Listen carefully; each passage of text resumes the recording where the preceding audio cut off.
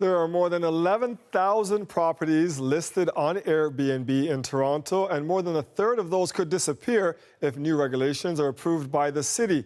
Those new rules could also hurt some businesses that have popped up as a result of home sharing popularity.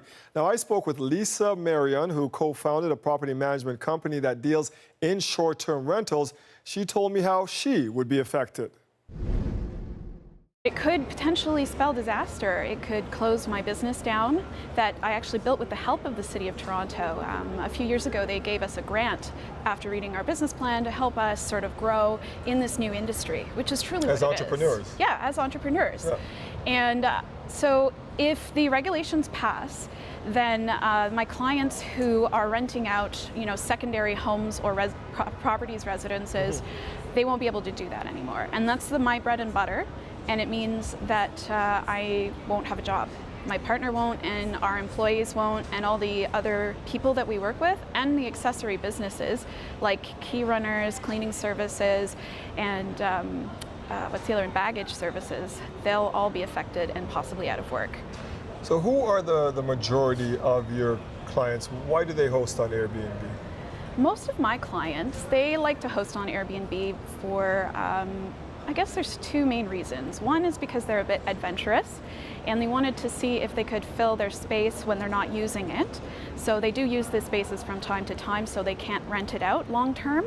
Others have had full-time tenants prior to this, but it's been really difficult for them. They've had a lot of bad experiences, and there aren't a lot of rights for homeowners or property owners. So if you get a bad tenant, you're stuck with them until those people leave. The eviction process is horrible and long and drawn out, and it's very difficult to get rid of problem tenants. A lot of people agree that something needs to be done. So if not this set of regulations, then what?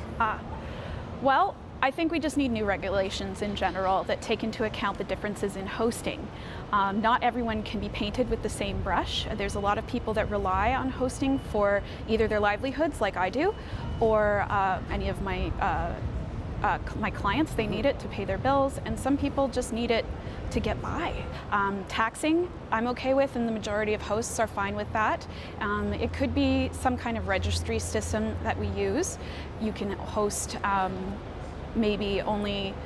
we could have so many people in this neighborhood hosting and so many people in that neighborhood could be a solution, or different tiers of licenses that are granted. So if you have more than 20 properties that you manage, you pay more tax you on pay that, maybe more tax, or you pay a higher licensing fee. Now, if the executive committee adopts any of the recommendations, they would still have to be approved by the full city council. Stay with us. We'll be right back.